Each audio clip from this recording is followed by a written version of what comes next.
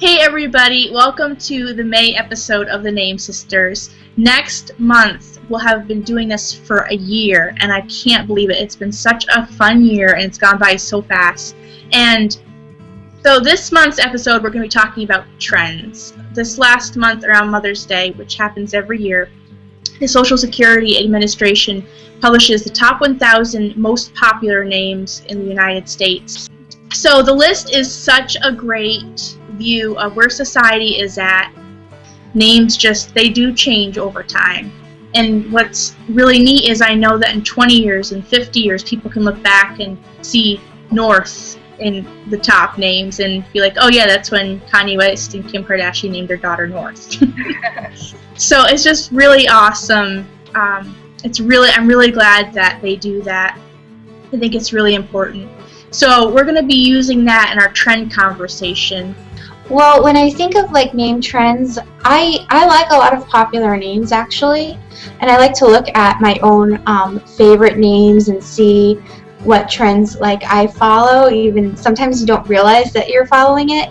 And one thing I really love in boys' names, in particular, are names that end in T or double T.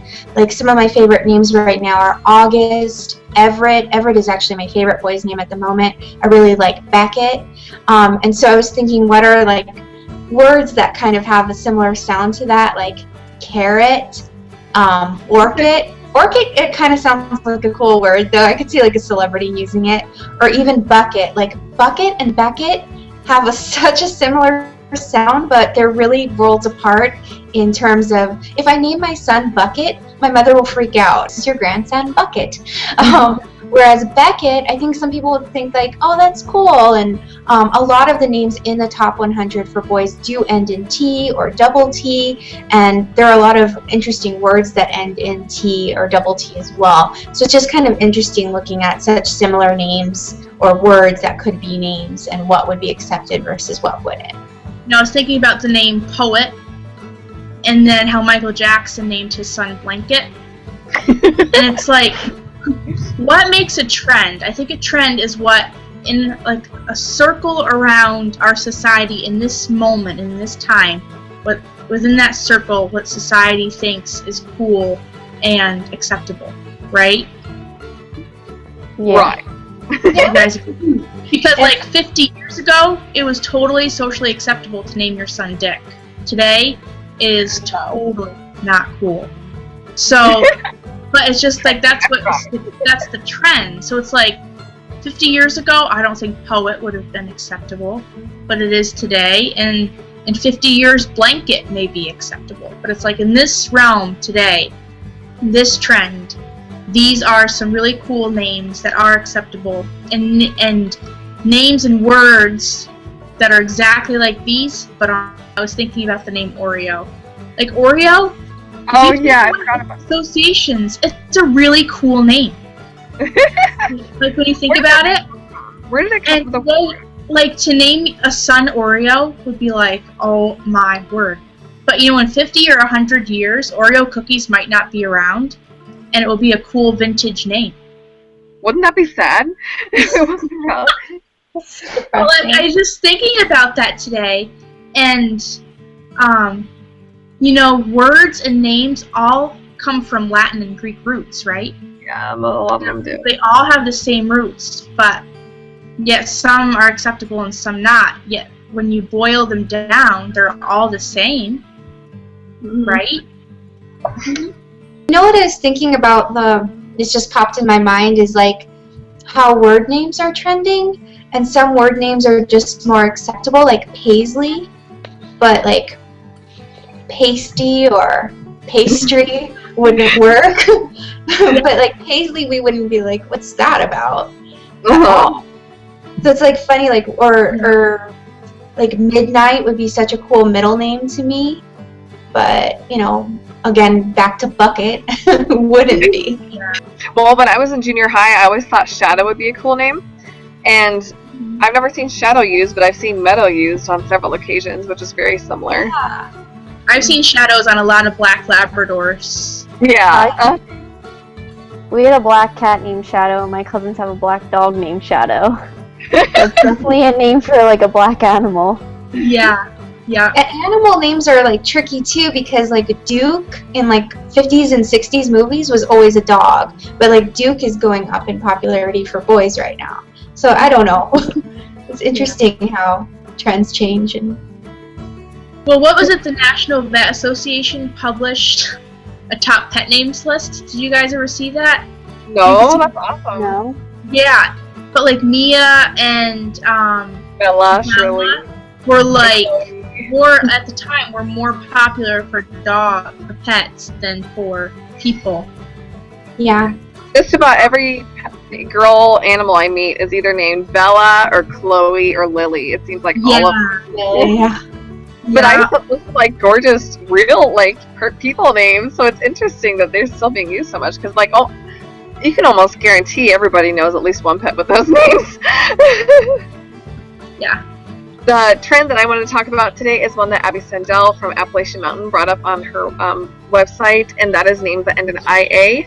And I counted it up, and there are 1, 2, 3, 4, 5, 6, 7, 8, 9 names just in the top 100 for girls that end in IA. Mia, Olivia, Amelia, 2 spellings of Sophia, and several others. And there are actually a lot of words in the English language that end in IA.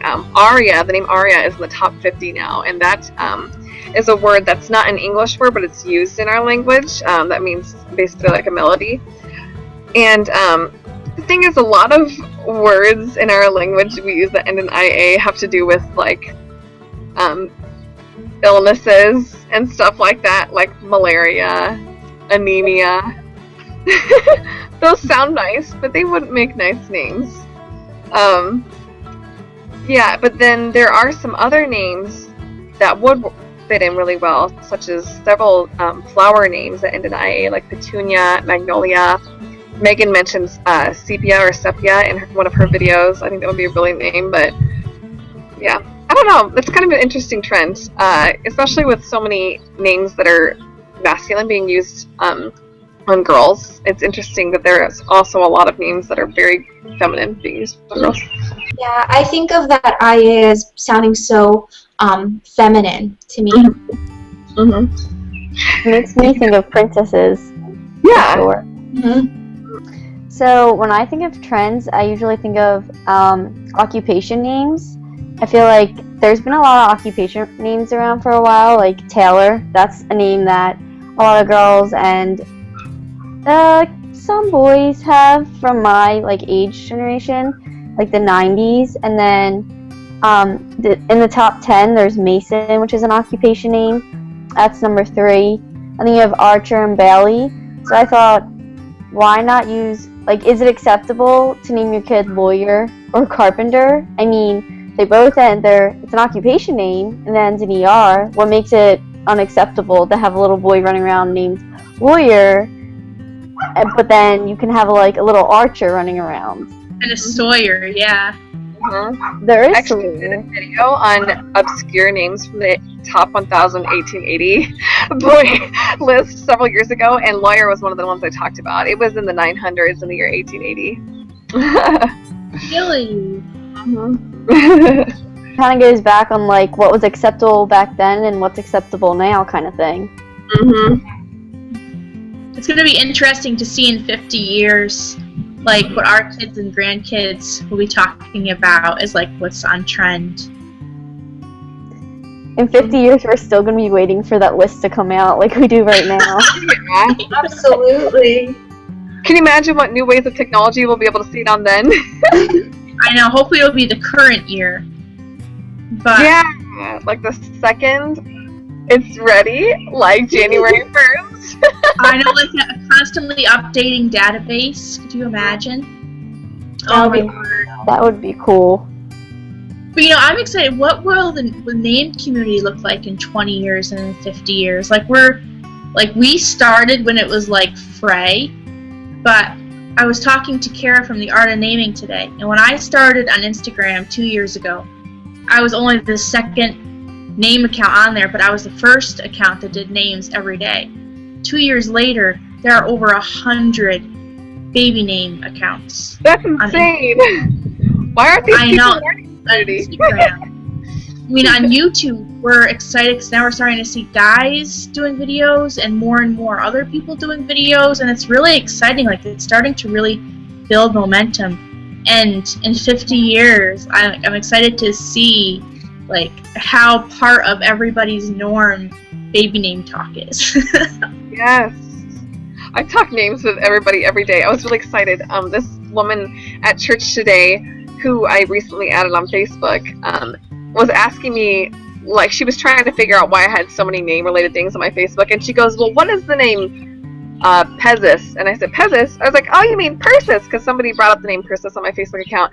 And so then I explained the whole story of Persis, which is, of course, biblical, and so everybody around me was just crazy about it, and it was just love it. So if people are willing to talk with me about it now, like you said, how many more people in the future will just be totally into names? Yeah. It's true. And going back to like the YouTube thing, there's, I don't know, maybe like 5 people just in the last couple months that have started channels. And then I've talked to a lot of people that have channels that just want to make like a video or 2, like talking about their favorite names. And so that's kind of cool to see too. Like, you don't have to do like exclusively, but it's just part of like your extended interests and hobbies. Another trend that I was thinking about are names that end in O, and now we're starting to see more names that end in S, like Silas, Miles, and Milo. But I was thinking like Silo. You have Miles and Milo, and now Silas is rising, but Silo would follow suit. But I don't know that anybody would name their kid Silo, even though it's, like it. I'm not gonna lie, it's kind of a cool word. But like, I don't know that people would be keen on naming their kid Silo. This is my kid Barney and Silo. But in both seasons. yeah, just some fun examples that I was thinking about are like the old-fashioned trend too, like vintage old-fashioned names.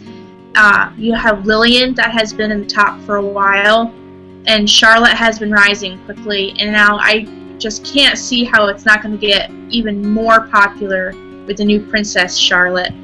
So with Charlotte and Lillian, I was thinking of like Charmin. Charmin is actually a really cool name, but like, you could not name a child Charmin, but it's actually, I think like Charmin is on trend. Like Harper and Piper, I love those like musical occupational names. And you think of like Striker and Raver, and we're all, you also see in trends that like Z's, or as Canadians call them, Zeds. Yeah, that's talking to you, Amelia.